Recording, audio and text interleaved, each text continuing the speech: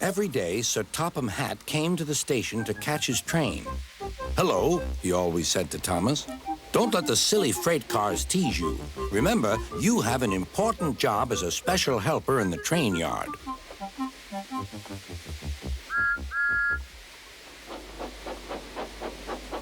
There were lots of freight cars, and Thomas worked very hard pushing and pulling them into place. There was also a small coach and two strange things his driver called cranes.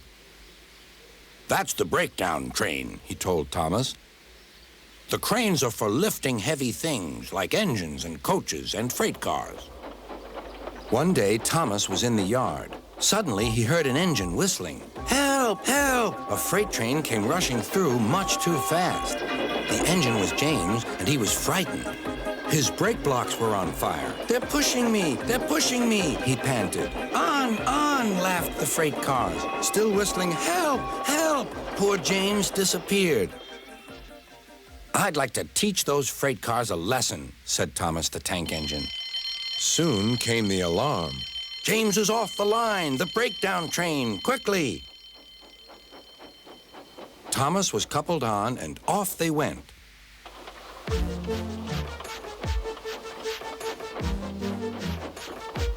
Thomas worked his hardest. "Hurry, hurry, hurry," he puffed.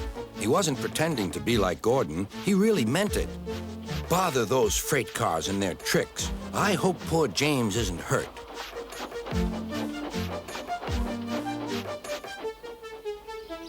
James's driver and firemen were feeling him all over to see if he was hurt.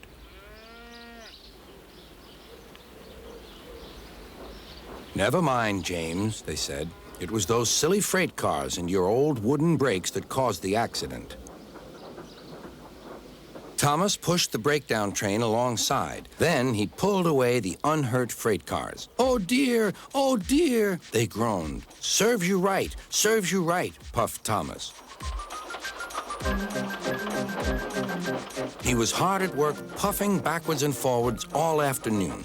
"This'll teach you a lesson, this'll teach you a lesson," he told the freight cars. And they answered, "Yes, it will, yes, it will." They left the broken cars. Then, with two cranes, they put James back on the rails.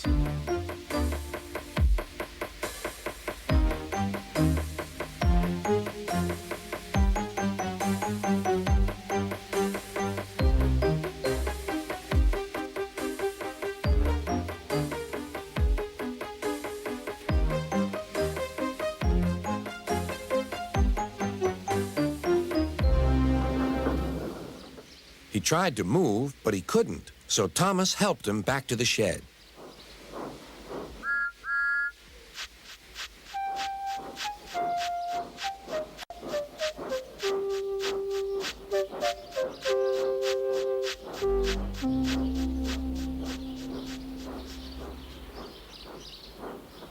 Sir Topham Hatt was waiting anxiously for them. "Well, Thomas," he said, "I've heard all about it, and I'm very pleased with you. You're a really useful engine. James shall have some proper brakes and a new coat of paint, and you shall have a branch line all to yourself."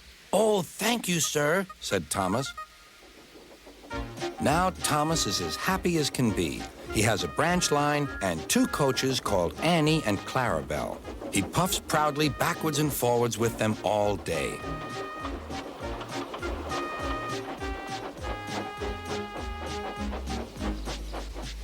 He is never lonely. Edward and Henry stop quite often and tell him the news.